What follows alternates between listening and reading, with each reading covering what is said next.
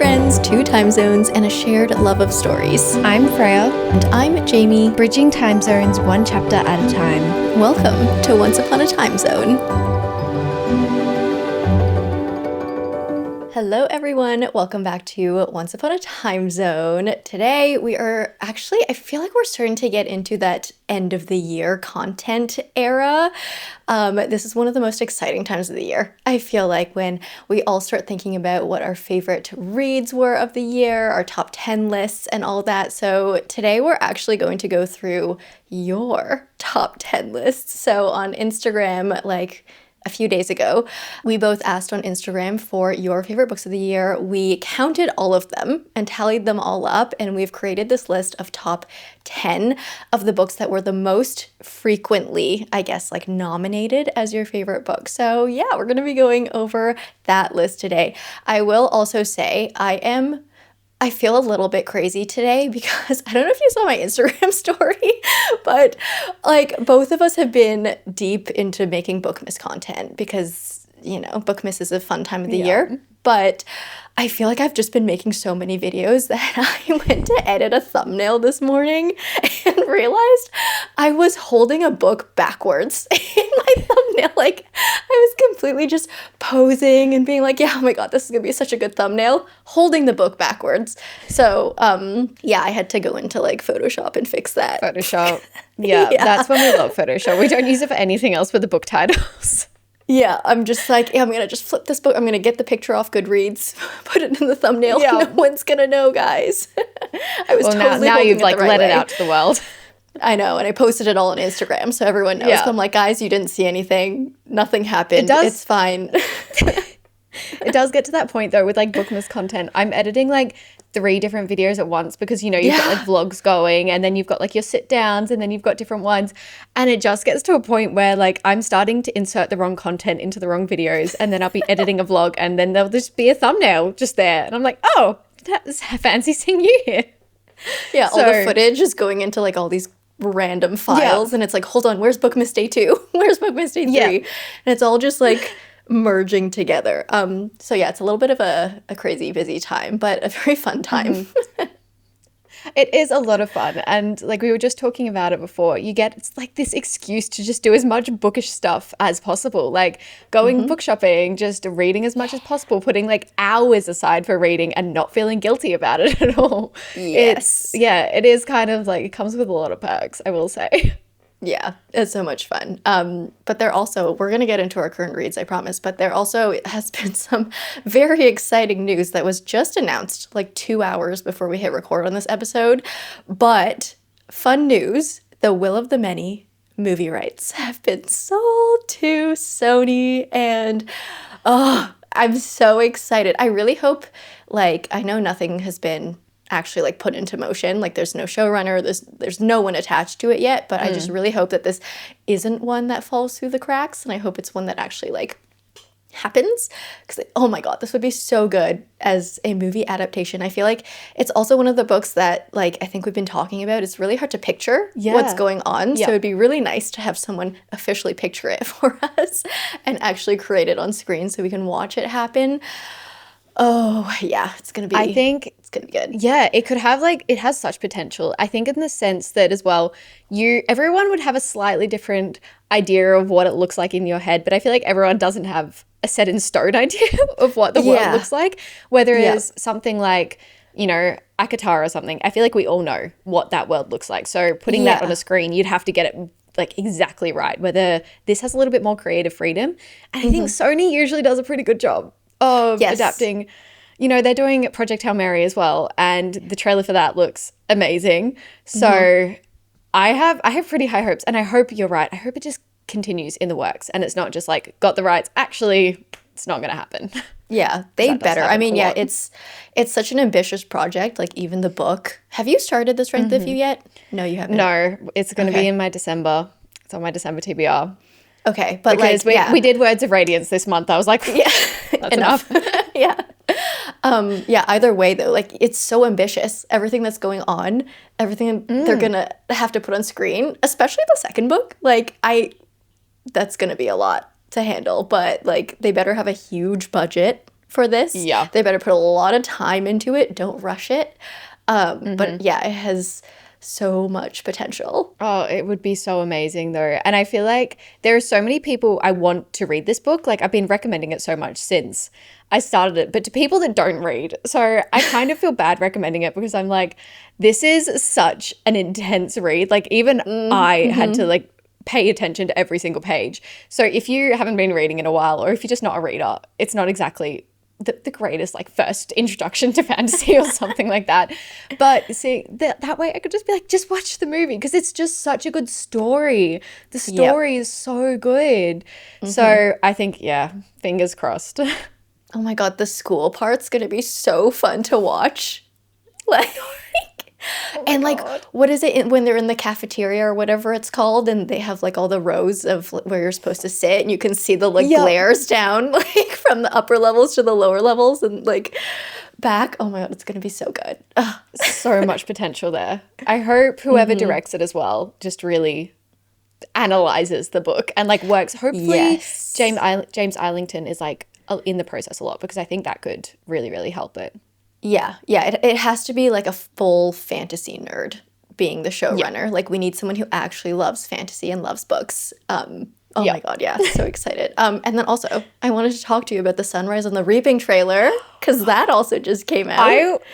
Who was prepared for that, by the way? Because I woke up and saw your story actually, because obviously I get things a little bit later because, you know, waking up, just sleeping. Oh, so annoying. Anyway, but I woke up and I saw your story and I was like, that was the last thing I was expecting to see this morning. And I have to say, oh my God, I'm going to be a mess in that theater. I am actually going to be a mess. That little snippet of Hamish looking at BT's son. I was like, the emotion in that stare was insane. I'm going to be a mess. I'm going to be a mess, guys. It's not going to be okay. But yeah, the trailer was so good. So my first thought when I saw it was, how did they do this so quick? Because I swear they're like still filming. So how is there a trailer out right now? Those poor visual effects people who had to like work long hours to get that out so quick. Good for them.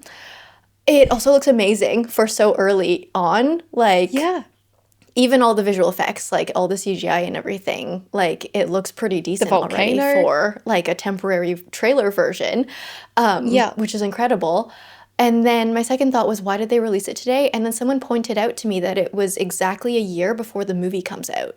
Because it comes out November 20th next year, and they released the trailer November 20th this year. So it wasn't just like a random release is what like I thought it was at first, but there was actually a little bit of meaning to it. So like, yeah, just a little fun fact. I am just like shocked. I feel like it was just the other day that we were getting the cast announcements. I know. And I'm just like, how have they already filmed? Like, obviously, I'm sure they haven't filmed it all. They've just like kind of selected top picks, I guess. But it's crazy. It's still a year till it comes out. I mean, it's a good idea though to get the momentum, like just keep the momentum there for it. Because there was definitely a little die down after the cast had been announced, you know. Yeah. And this has just brought it straight back up, so. Yeah, they're staying on our radar. Also, because I think I mentioned to you, I know someone in the cast. Which like is absolutely insane. So it's Jaleel. He plays Panache, like one of the tributes, and I used to dance with him when I was younger. And so I like when I saw his casting announcement, I was like, "What? You're going to be in the next Hunger Games movie?" And he was in the trailer so many times, like so many star moments. Like, okay. If you don't know what he looks like, he's on the 10 countdown on the trailer. He's the one that appears on the 10. And then he appears when they're like running into the cornucopia. And he's the one that bumps into Hamish. Like he's the one that like rams into him at the beginning. And then he just like does a lot more violent things in the trailer. And it kind of hurts, but he did a good job. He's very convincing. Good acting. Yeah. I don't think we're going to like him in the movie, but great acting, yeah. We know that it's all just like a ruse. It's amazing. That's so cool that you know him. That's crazy. Like immediately I messaged him. I was like, oh my God. Like, you're in this trailer 5 times. You're a superstar. Literally, it's so cool. Oh, so excited. Should we get into current reads? Yeah, let's actually get into our current reads because Yep. we've just been freaking out about movie adaptations. Nerding out. But you can go first. What's your current read? My one's really funny, actually. My one is We Three Heroes by Lynette Noni. It's a little novella as part of the Akane series or the Madoran Chronicles. They recently came out with like these new covers, and the publishers kindly sent them to me. And in that were the novellas, and I hadn't read the novellas before because they were super, super hard to get before. Even just like the whole series was really hard to track down for some reason. So it's nice that hopefully they'll be more accessible now.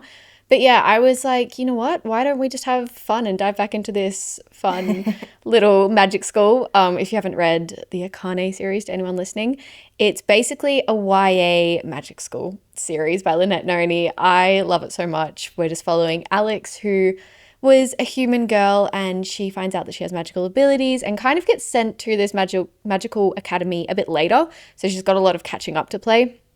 And there's just like, I don't know how to describe it in the sense that it just feels so nostalgic because like there's dragons, there's so many mythical creatures, there's so much like fairy type magic, if you know what I mean. Like just that classic magic, and it's just so fun to read. So it's a nice little fun thing to dive back into. But yeah, nice and simple. No, that sounds like a really fun series. I feel like I probably need to get into it next year at some point. I was, watching your like recent reading vlog with you reading The Blood Trader, and you were like, I need to read more by Lynette Noni. And I was like, yes. Yeah. I was like, so sold. Great. Because I know she has like a few, right? She's got this series, like the Madoran Chronicles, and then she's got a little dystopian duology called, I think it's Whisper and Weapon. I haven't actually read them yet. Oh, yeah. I think they're very similar to like Shadow Me vibes. Which is honestly kind of turned me off them a little bit because I'm not the biggest Shadow Me fan. But the Madoran Chronicles are great. I can't speak on it though. I haven't read it yet. Fair. Okay, yes. Definitely something on my radar for some point next year. Yeah. But okay, my current read is actually another like book to movie adaptation book, which is funny. But I actually started reading We Are Liars. Is that what it's called? We Were Liars. Wait, by E. Lockhart. Have you not read that yet? No, I never Wow. read it. Yeah, so I picked it up in a little free library like a couple of months ago. Or no, not a little free library. I got it from a secondhand bookstore. And I was like, oh yeah, I am curious about this one because it was kind of when the show was coming out. And so I picked it up, and I just haven't read it until now. So I started it yesterday. There's something really interesting about it. Like, I don't know, there's something when you see these like rich people just doing these like stupid things for some reason. It's like you can't look away. It's so addictive. Yeah. Like I don't really know how I feel about the book overall yet because I think I read honestly almost 100 pages like really quickly last night. But I'm just kind of going with it. It's kind of like a mystery fiction. Like there's some mysterious thing that maybe happened. We have a little amnesia trope. And yeah, I don't know what to think about it yet. I feel like it's one of those books that you'll be unsure of what to think until the end. But so far it's just like, it's very addictive. Like I can't look away. That's kind of all I can say right now. It's the writing's interesting. I feel like it's described like, what am I trying to say? There are descriptions that are very violent, but there's not actually violence happening in the book. But like the way the protagonist feels things, she describes in a very violent way. Like she won't just say, my feelings are showing. She'll say like, I'm leaking blood. And I'll be like, wait, hold on, who's bleeding here? And then I'll just have to remember like, she's not actually bleeding. It's just like how she feels. But yeah, it's kind of eerie, the writing in that way. So it's interesting. Yeah. I like it so far, I think. I agree with I am obsessed with rich people mysteries where, not everything is as perfect as it seems. Yes. And you kind of have to like dive into everything. Those kind of TV shows as well, I feel like they're my favorite because I feel like there's been a lot of adaptations from those. There's been, I don't know if you've watched The Perfect Couple, but if you like that kind of vibe, I loved it. It was like a Netflix adaptation of the book, and I thought it was done really, really well. I just love there's something dark and eerie going on in these perfect lives. It's so addictive. Yeah, it's kind of like Desperate Housewives Like, I like It really everything was is. Yeah. perfect on Wisteria Lane, but like behind the scenes, murder. Yeah, literally. Literally. Literally. It's so fun though. Yeah, that's my current read. Actually, before we get into the content, we're doing a lot of sidebars today, but I watched a movie yesterday and I wanted to talk to you about it because it was so good. Yeah. It actually wasn't Wicked, which is surprising. I haven't seen Wicked yet, which like Me either. I've been waiting for it for like a year since I watched Yeah. part one last year. I'm going in a few days to see Wicked, but yesterday I watched a movie called The Rental Family.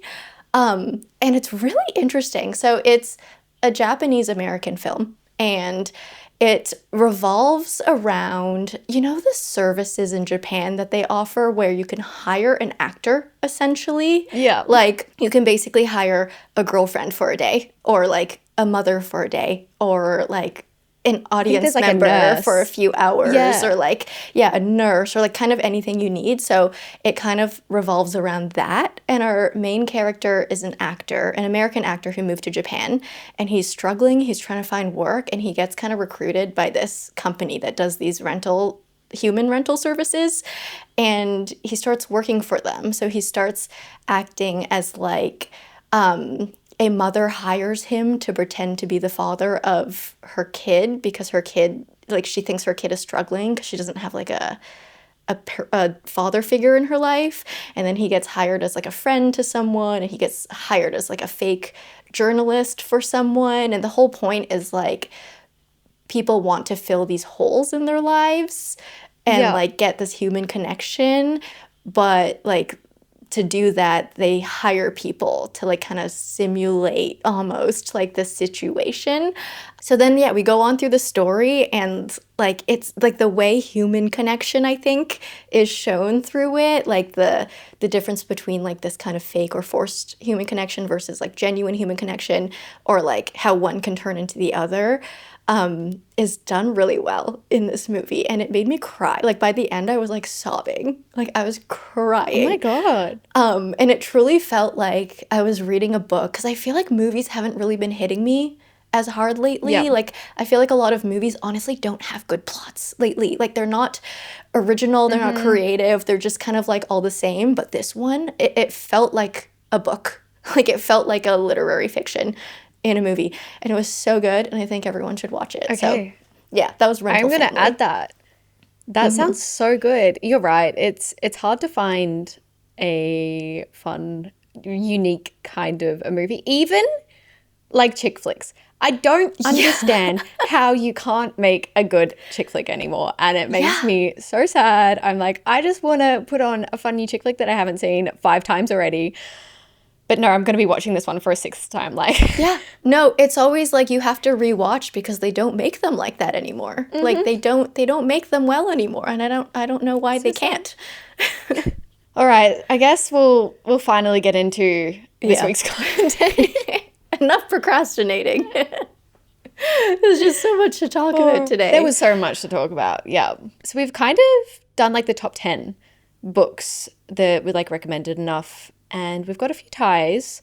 We'll explain as we go, but it was very interesting going through all your answers, and thanks to everyone who like submitted them and let us know, because it was super fun tallying everything up. Okay. In where I was kind of say 9th and 10th place, they both had the exact same amount of votes. So this isn't in a particular order.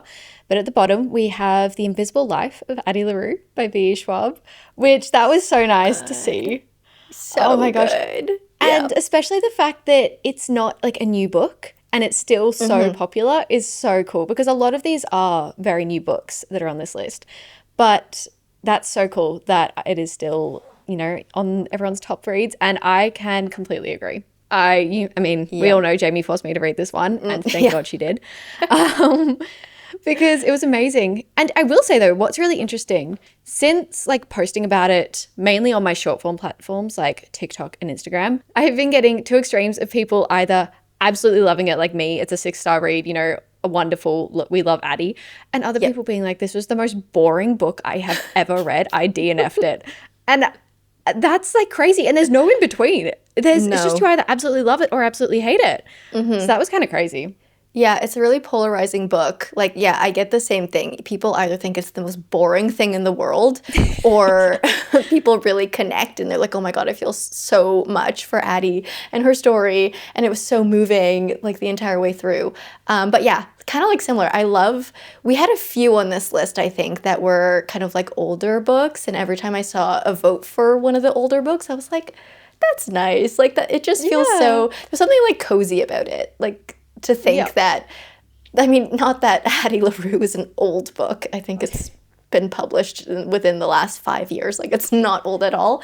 But just like thinking that people are still reading the books that you enjoyed a couple of years ago, it's just a nice, like, comforting fact. I don't know what it is about it. It really Um, is.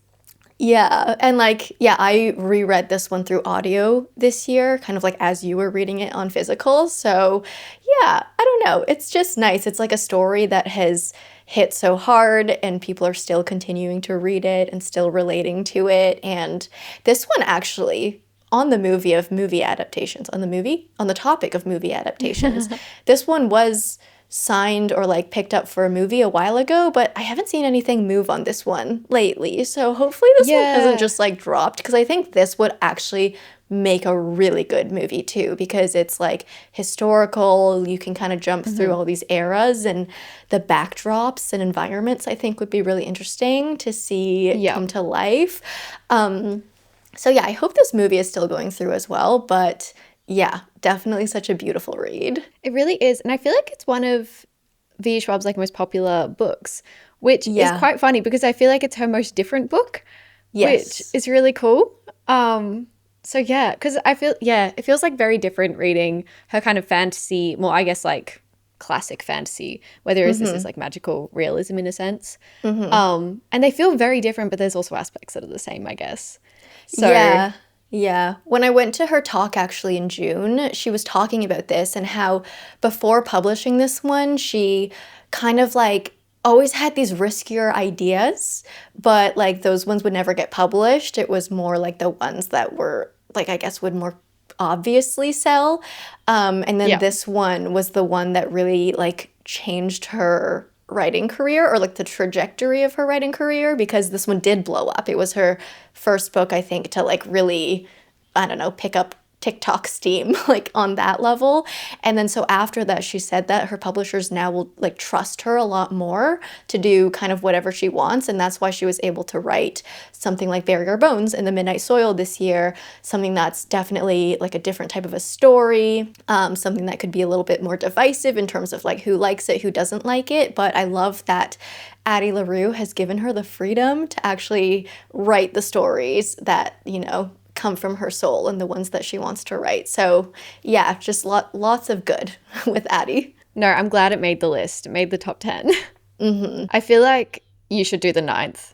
Yeah, so the other book that was tied with Addie LaRue is The Poppy War by R.F. Kuang. So, like, honestly, two of my favorite authors. We have R.F. Kuang and V. Schwab tied for ninth and 10th, which, I love. I'm happy about that. They could be higher, but I'm still happy that they made it onto this list.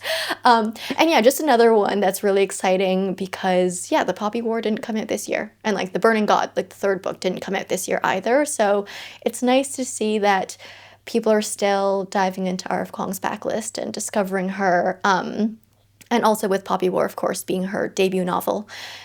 Still, Yeah. it's nice seeing the love the well-deserved love that this book is still getting. No, I think it's just another reason for me to pick it up. I'm just Yeah. like trying to knock off one or two more series because I want to read it all at once is my thing. Like as we talked about last episode, I want to just be reading series all at once rather than leaving Yeah. like months gaps in between them. And I feel like this is one that I definitely want to just immerse myself in. Also, when they're trilogies, it's a little bit less intimidating rather than like a Yep. 7-book series.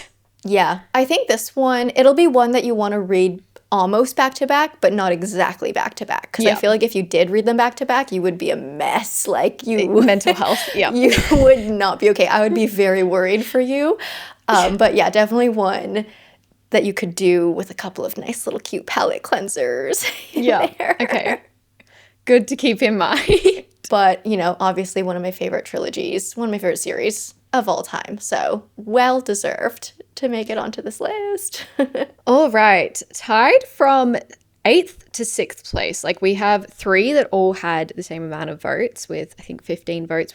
These are pretty much like estimations. It was kind of hard to count every single one, but I think I got all of them when I was counting. It was kind of, it was hard. I had a little tally going as I was counting because I just kept losing count. Same. Yep. We have Once Upon a Broken Heart by Stephanie Garber. Again, this one just made my soul happy when I saw so many people reading this.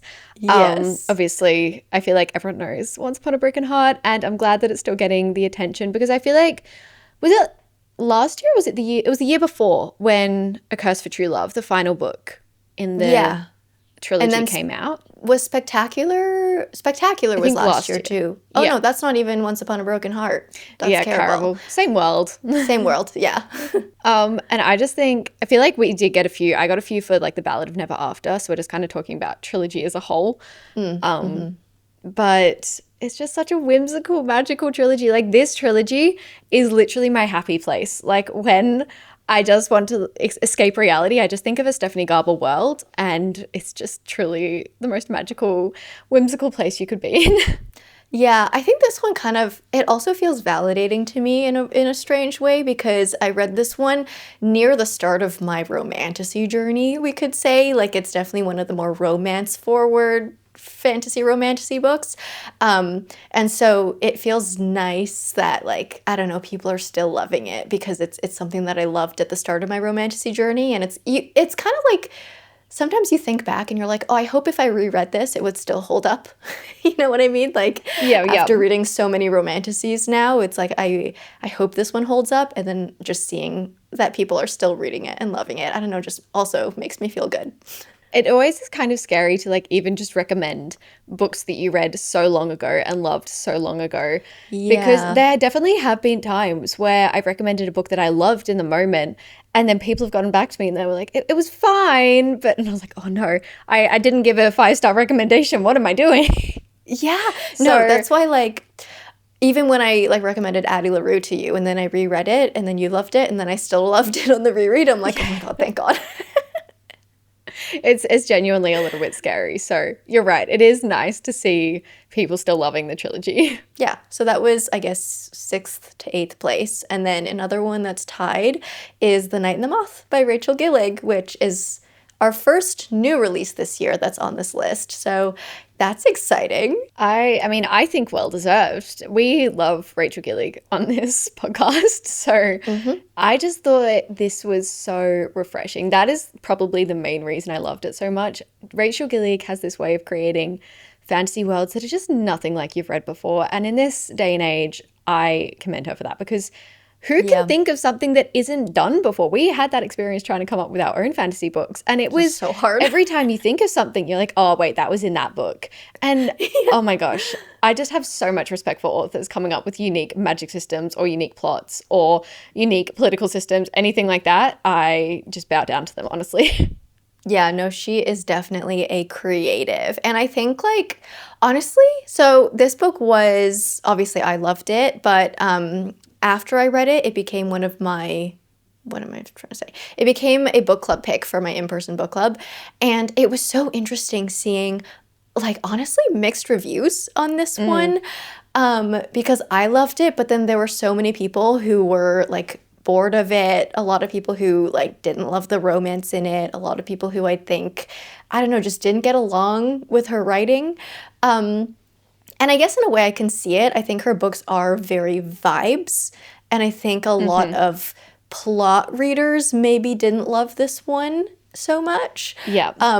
But I don't know. I thought it was so much fun. And, like, it was funny because when I was reading it, I actually had the thought of, like, this is the perfect pacing for a book because for me there was not a dull moment. Like, it just kept, like, it felt like everything kept moving, but then I would hear other people saying, like, oh my God, this is so slow, like nothing is happening, what is going on? And it's funny how sometimes, like, our reader experiences can be so different, and honestly sometimes you can't even explain it. Like, sometimes there's no reason why. One person could say this book felt so quick, another person could say this book felt so slow, and it's like, what can you even say about that? Mood readers. It's just a feeling. Yeah. It's like, I don't know, it was fast. Yep. I will say that is like a massive fear of mine, to read a book that I could have enjoyed so much in a specific mood, and then to read it when I'm not in the mood for that book Mm. and not enjoy it is Mm-hmm. like my biggest thing. And I do think that could be the case with The Night and the Moth, kind of like Addie in a way, because I didn't Yeah. think there was a dull moment in Addie, but I was just so connected to her as a character and just so intrigued on Mm-hmm. the whole, I don't know, her whole story, her whole life journey. And I feel like for this one, in the non-action, as same as you though, I didn't think there was a slow part in it, but I guess the bits that weren't as high stakes, um, I was kind of more fascinated with, like, well, where could this go? And well, like, and Mm-hmm. just learning about the magic system and kind of trying to understand where our main protagonist was coming from, because she was in a very interesting position in her, like, in her Yes. story. So, Yeah. but in saying that, maybe if you read it like 15 pages at a time, that definitely could take a while. Yeah. I mean, yeah. Mood really has to do with it because there are some books that I've read and I've been like, this is so boring, nothing happens. And then I'll talk to someone about it and they'll be like, no, but this happens and this happens and this happens. And then I'll just think, okay, when you put it like that, this sounds like a really good story. But why did I not understand it that way? Like, It's like things are happening, but you're not invested in the things that are happening, so therefore it just feels boring. yeah, like it feels like things aren't happening. But when someone like brings it up to your attention, you're like, oh, things did Yeah. happen. I don't know what it is. Yeah, it really must be just like your mood, how connected you are, how like locked into the story, and like honestly, maybe even like how much you're paying attention. Because like Yeah. sometimes if you don't feel connected, you just kind of like glaze You're over, just like start reading the glazing over words. things. You're reading the words. Yeah. You're not actually like taking it all in, and you can skip some vital moments or like miss them. Even if you are reading every single word, it's like sometimes it just doesn't get absorbed the same way. Yeah. And yeah, I think Rachel Gillig, most of her books, to be honest, like the Shepherd King duology as well, I think gives off that same vibe. And it really depends on the mood you are when the mood you are in when you read it. Yeah, also with the Shepherd King, it's also pretty decisive on if you liked One Dark Window more or Two Twisted Mm. Crowns more. Like that's also a big differing one. Which one did you like more? I actually liked One Dark Window more. I know that's so unpopular, but it was just the Oh. vibes for me. Like, I feel like sometimes, I've actually realized this a lot more recently. I sometimes prefer the less intense moments of the book. I prefer when they're with like just character dynamics. I think that's my big thing. I prefer when our Mm, characters are just interacting and our world is just kind of ticking along. Like there's just little things that slowly start happening in our plot. And when I really like the characters, I just like to see them interacting with one another. yeah. So I think for that reason, I did like One Duck Window a lot more. But in saying that, I read that duology like 3 years ago now. So I might have Hmm. a different opinion rereading it. Yeah. Yeah. I kind of want to reread that one. I want to reread Mm. everything. Maybe we'll I audiobook liked, those ones. yeah. Oh, I wonder if the That could audiobooks be for cool. those are like moody. Like Yeah, that would be good. We need like a dramatic reading of that one. that would be so cool with like Yeah. Nightmare's voice. Ooh, that'd be a good one. The third one in this little tide moment is Onyx Storm by Rebecca Yarros. So the third book in the Fourth Wing series. This one I actually was quite surprised because I feel like when this came out, I was on the negative side of book talk with all the people being so disappointed in it. So I was actually quite surprised to see so many people put it as like one of their top reads of the year. But you know, book talk really, especially TikTok, really caters to you. Once you get one negative review on a book, you're just going to keep getting them. Yes, yeah, and if you engage with like positive reviews on a book, like the TikTok won't show you the negative ones. Like Yeah. it's pretty good at showing you what it thinks you want, but in a way that's bad because then you only see one side of Yeah. things. Yeah. I really loved Onyx Storm. I thought it was really fun. But like, yeah, I'm kind of surprised because I wouldn't call it my favorite read of the year. I think Yeah. especially like because it came out so early in the year, like it really goes to show if people are still thinking of this as their favorite read of the Mm. year, like that's saying something. Like you have remembered this. Like you have brought it all the way with you up till now. It's the end of November. I think it'll be December by the time this episode releases. Yeah. But that's saying something. So that is really impressive. I will say, like, the series as a whole, I think will kind of always be a part of me. Like I feel so Yeah. attached to the universe and the world. And this book was a lot of fun. So I can definitely see how it is a lot of people's favorites. But yeah, I think a little bit of a surprise, but not really a surprise for me. Yeah. I think it does have such a huge fan base that if you're just so connected to the series as a whole, it's really going to be on a different level. Whereas like my experience, I actually liked this more than Iron Flame because Iron Flame wasn't bad by any means. Like I think I rated it like a 3.75 or something. Like it wasn't bad. I just got quite bored during it because again, I didn't love the characters in it. So the character dynamics just weren't hitting for me. But I actually liked Onyx Storm more than I expected to. Maybe that was because I went in with lower expectations because I went into Iron Flame with such high expectations. And then I think that's why I didn't love it as much. But yeah, I kind of was like, oh, well, like everyone else is reading this. I kind of just want to see where our characters end up. Where is this story going to go? And it actually set up a very interesting situation for the rest of the series. Like when I've been hearing Rebecca Yarros talk about the next books in this series, I was thinking I wasn't going to continue this series, like, or it wasn't an immediate continue for me. But now hearing her talk about it, I've kind of been like, oh, I'm a little bit intrigued now. Ooh, yeah, join us. Come along with us. We'll see. I think what the next book is going to be is actually what I thought Onyx Storm was going to be, which is funny. Like I didn't expect this kind of in-between book between Iron Flame and what's to come next. So I was kind of excited for this like different type of a dynamic between our characters in this book, but then we didn't get that. And I still enjoyed it, but I'm really excited to see what's next because that's what I've been kind of waiting for. In fifth place, so from this point onwards, we have no more ties. So there's only one for each place. So in fifth place, we've already talked about this one in this episode, but The Will of the Many by James Islington. Of course, so well deserved. I love that people are reading this one this year as well. It's definitely because The Strength of the Few just came out and it kind of stirred the hype back up, I think, and kind of reminded a lot of people like, hey, remember this book that, you know, everyone loved last year? It's time for you to read it now because the sequel's coming out. So I think a lot of people actually caught up and read this one this year, and that's why it's on this top 5. It's 5th. I am so happy that every single person I have seen read this, and a lot of them are like my mutuals that like, you know, we have might have similar taste, or even if we have very different taste, I have not seen a rating. I don't think below 5 stars actually. I think every person I've seen read it, maybe a 4.5 at the lowest. Okay, but from memory, like a lot of people have been rating it like a 5 stars. It's been one of their top reads of the year as well. And I honestly though, I don't, unless you DNF, I don't see how it could be below like a 4.5 to me. Yeah.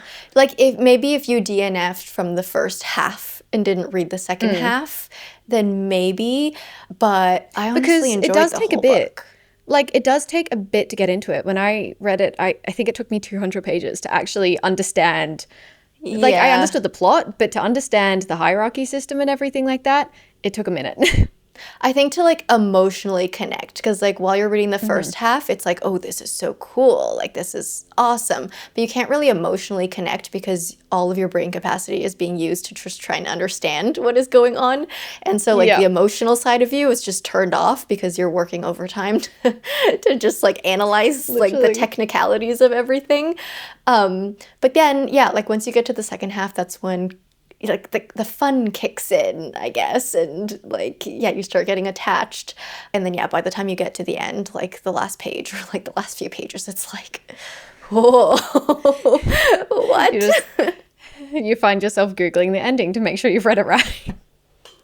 You start looking up like theories on Reddit and like all the analysis and stuff. Because it's like, what's going on?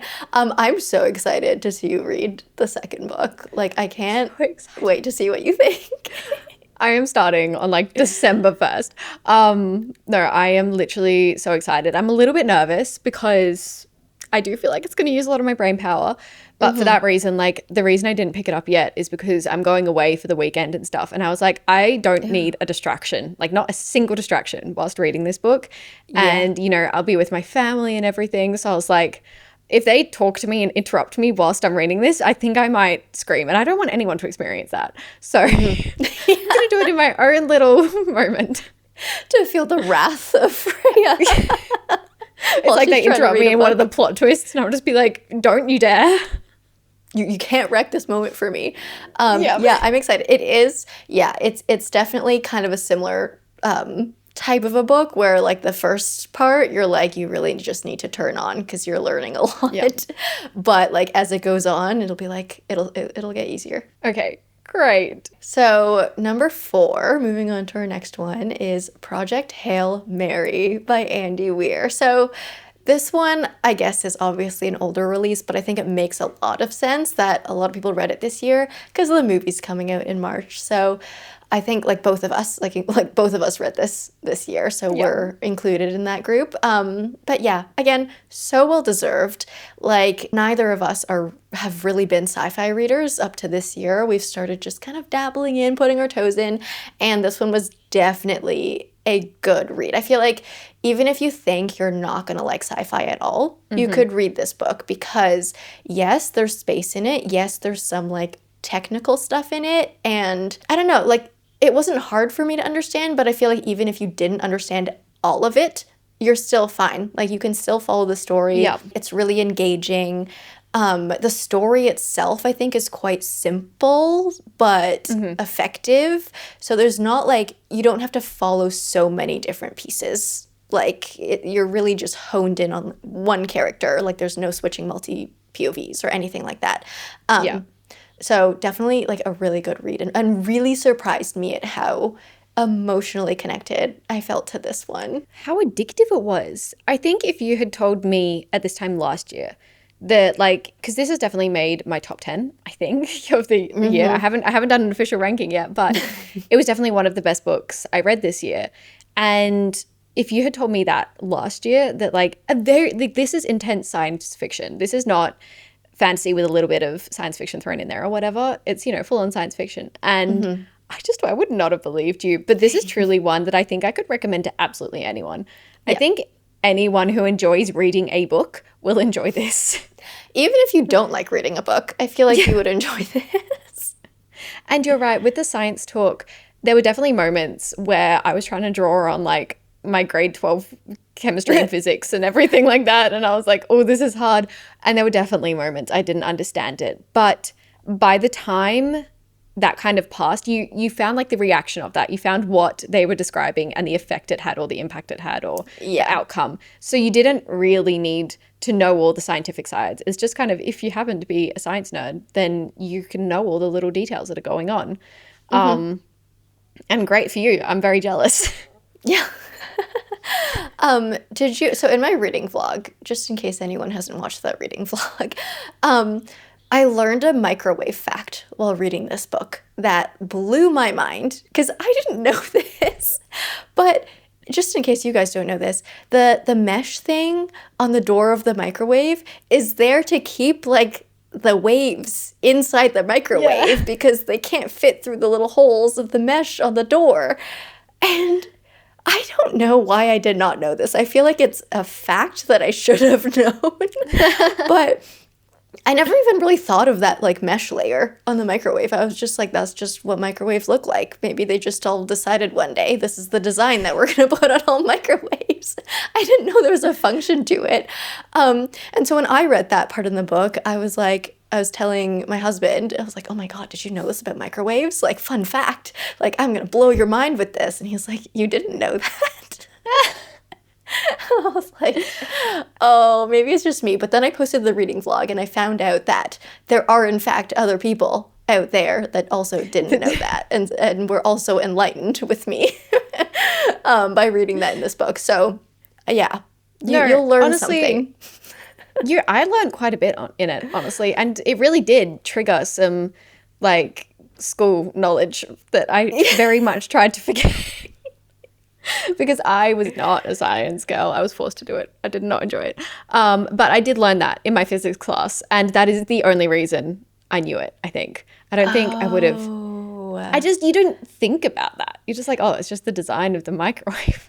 You know what? It's probably because I only went on with biology and chemistry. Like after the main Yeah, science classes in high school, I don't know why I didn't do physics because I'm actually very I good at do. math.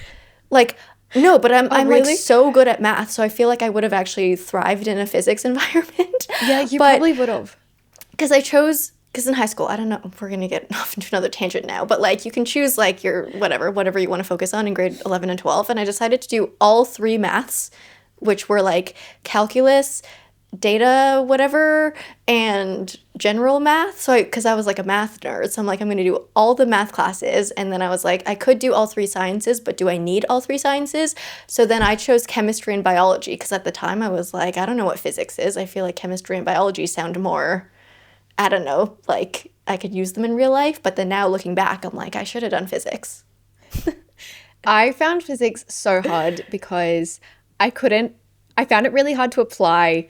Like, obviously, you apply it to real life, but they're just like, it's all space type situations. Like with biology and chemistry, like, they're physical elements, and this Yeah. is the reaction when this physical element meets this physical element. But in physics, it was like force and like gravity and all that kind of stuff. And I was like, I What's can't see that? this, so I can't visualize this. So this is really hard for me.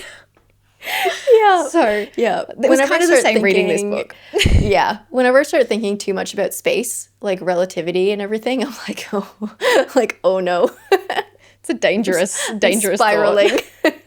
But yeah, all of that to say, Project Mm. Hail Mary was number 4, and yeah, I was kind of surprised because I feel like a lot of my audience has very similar taste to me, and so I was like, it's cool to see everyone branching out into these new genres that we might have been too scared to branch out into. So that's really cool. Yeah, we're all gonna become sci-fi readers next year. Yeah. Calling it now. Number 3 was Blood Over Bright Haven. This was so popular on my story specifically, like so many people. And what I loved was when you guys said Blood Over Bright Haven because of you and Jamie. And I was like, that just warms my heart.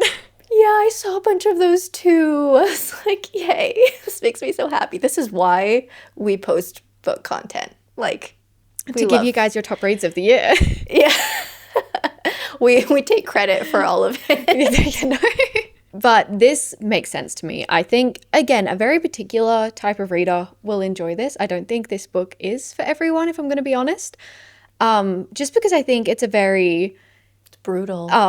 yeah, for lack of a better word, brutal fantasy. It's a standalone as well, which is really interesting. I truly did not think it was going to be a standalone in the last 100 pages. I was like, how is this going to be resolved right now? And yet it was. And I literally was left staring at the wall for like 20 minutes going, uh-huh. Yeah. Yeah, the way everything And that blew is, up at the end. and I feel like that's kind of the beauty of it as well, though.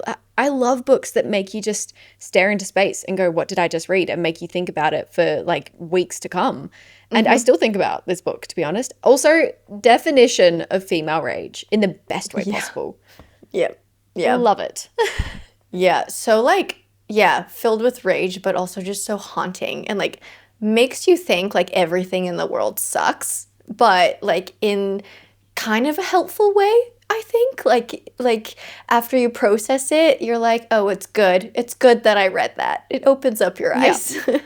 I feel like the scary part was you kind of could relate it to Yeah. modern politics and everything like that. I feel like that made it hit harder as well. Especially this year, reading it this year especially, I feel like was intense.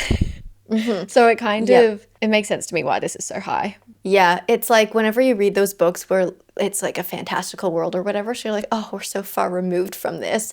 And then as you keep reading, you're like, oh, this isn't actually that far off. And it gets a little scary. Yep. I definitely want to read, is it Sort of Oh, sort of Kaigen. Kaigen? Yeah, I really want to read that one as well next year. I don't think I'm going to get to it by the end of this year, but same author. Love the writing. So yeah, I definitely want to. And that as well was a really popular answer for this. That's like a little honorable mention. That was a Yeah. very popular answer for like one of the top books of the year.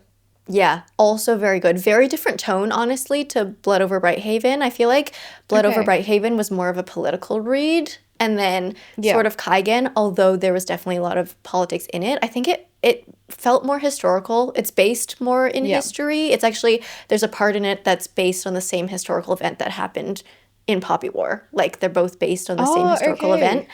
okay. So it felt different in that way, and then I feel like you just got more personally connected to the characters in the Sword of Kaigen, where Blood Yeah. Over Bright Haven was more like a message book. Sword of Kaigen statement, was like yeah. a personal book, yeah.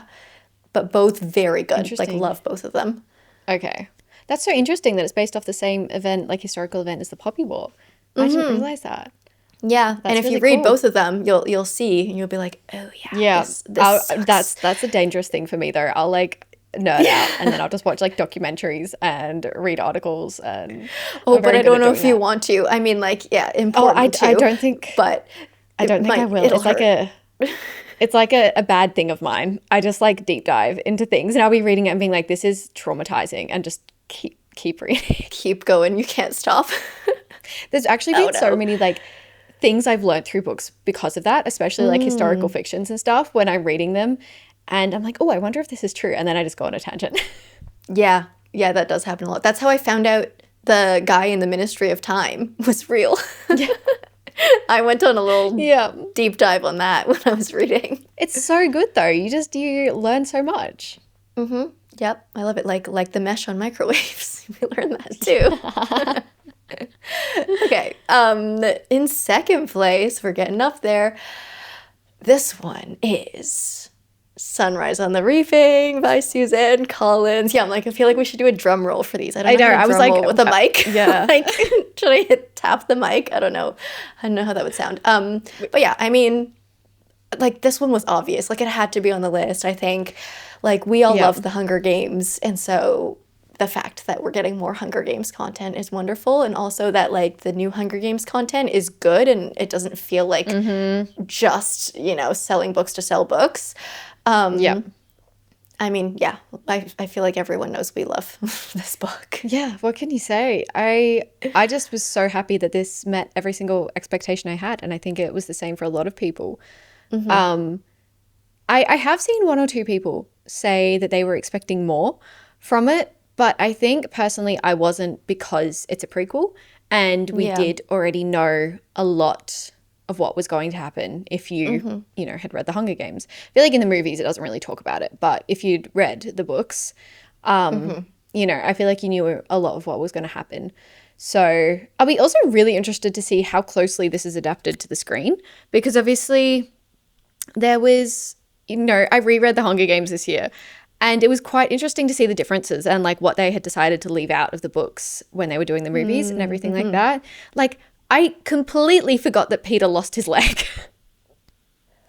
Oh, Yeah. what? Yeah. Oh my, yes. You've just reminded me completely- in this moment. I was like, wait, what?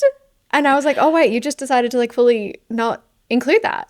There were so many moments of that where they weren't like crucial to the plot. So I understand why they left them out. But there were quite a few moments. And like even in Catching Fire, we basically see all of Haymitch's games. Like we basically Yes. see like a replay of everything that happens. And I just didn't remember that very well because I read it like years and years ago. And I Yeah. think if I had read it just before I read Sunrise on the Reaping, you kind of would be like, oh, this is just like a retelling of it in a sense, but with more detail. But I did think there were some darker things that you had no idea that were going on in that book, especially on the side of like President Snow. And I cannot get over the fact that President Snow was like romanticized in, not romanticized, but everyone loved him in Yeah, pretty much. Ballad Yeah. of Songbirds mainly because of the actor, let's be honest. Yeah. We love Tom. But it was like Suzanne Collins was like, absolutely not. You are not going to be liking this guy. Punish you. He is evil. Punishment. Yeah.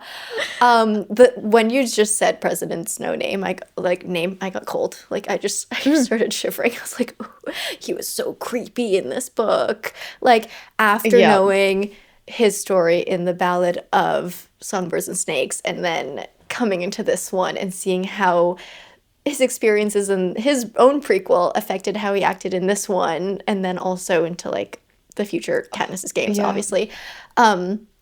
So chilling, so creepy, so scary, so well done. Yes. I loved the connection between Katniss and President Snow, that it kind of gave you, like, established almost. It was like you could see Yeah. why he had this specific, I don't even want to say that hatred towards Katniss, because I don't know that it's a hatred.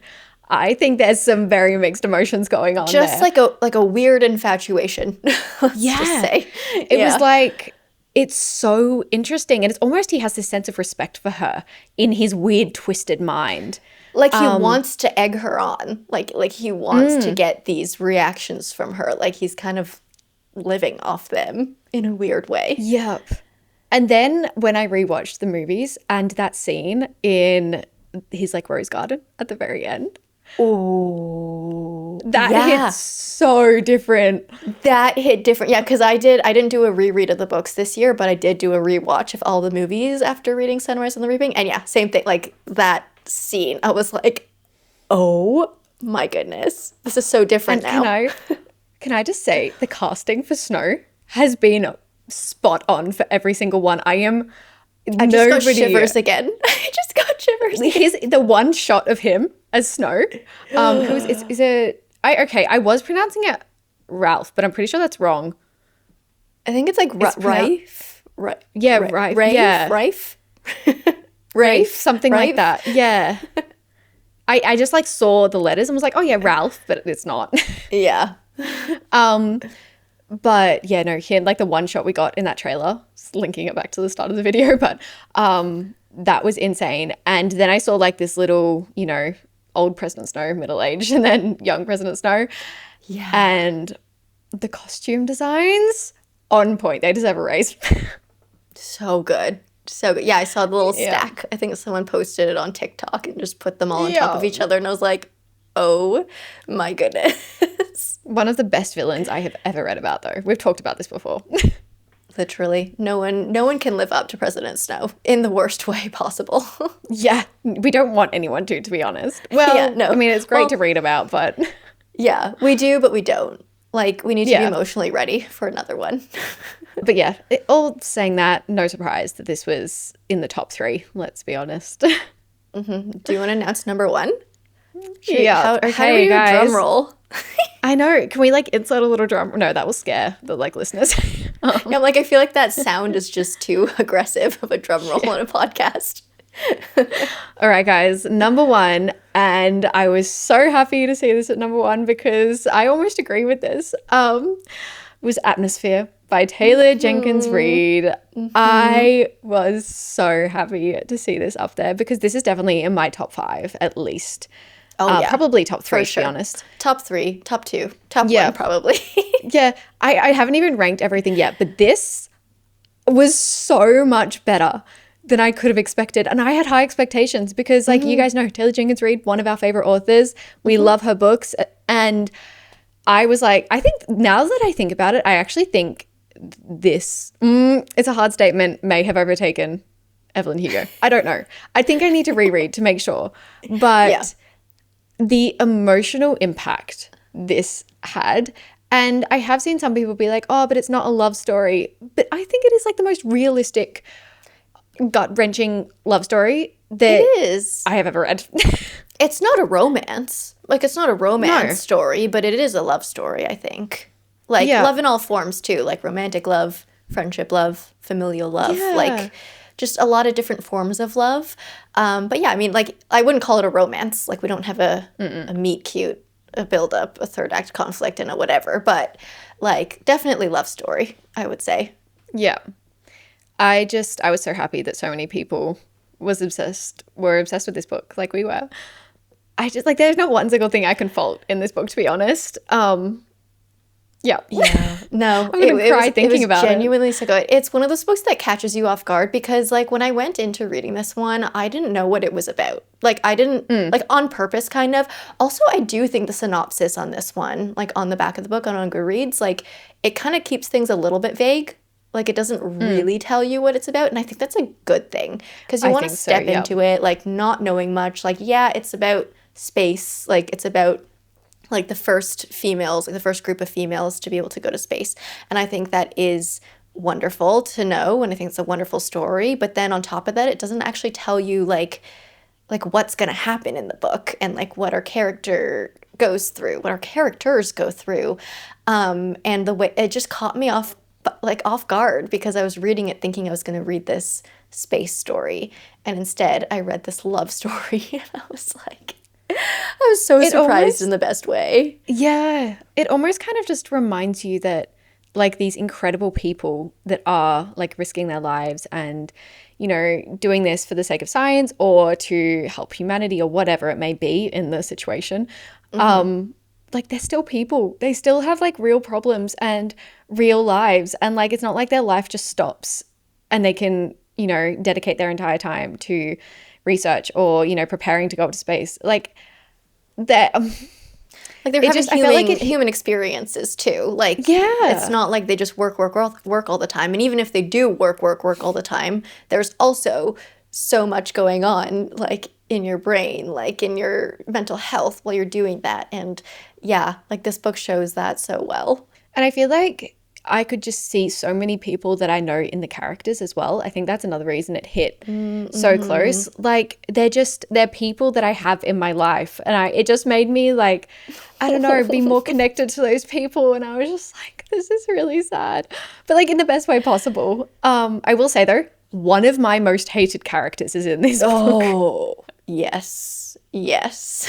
I like actually wanted to throw the book when I was reading it. I was like, you drive me insane. Like she was obviously meant to, so great writing by Taylor Jenkins Reid, but oh my gosh. And again, I feel like that's a person that maybe you don't know personally, but you've heard of. Like these people are very much definitely exist, hanging around.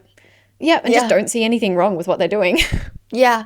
No, it was wild, and it just kept getting worse and worse and worse because it was one of those things like, oh, maybe there'll be a redemption, maybe they'll turn around, and then it just did not turn around. And I actually really liked that as well because again, very realistic. Like people like that aren't going to have this sudden realization that they hold these very narcissistic traits in their daily life, and how they treat people and everything.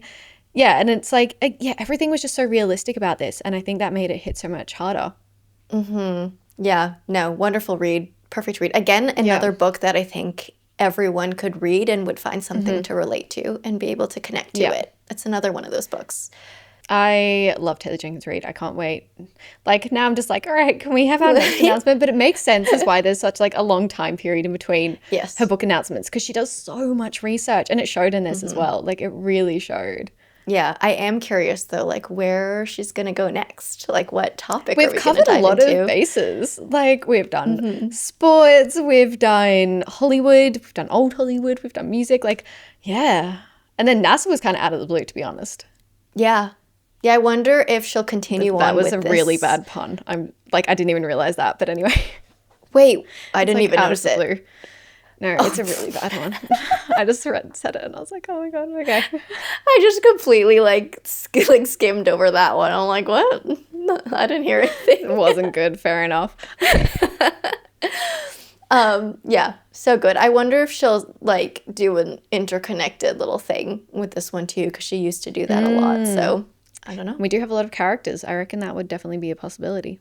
Okay, that was great choices, list, guys. Though, yeah, no, that was a great top 10. I'm so happy with that top 10. I feel like it is maybe a little bit biased because like you guys all are wonderful readers with very, very good taste, and that's why you follow us. Pretty much, yeah. You guys all have very similar taste. It's a little bit biased because we're just the greatest people. It's just our top 10, guys. It's the only top 10 that matters.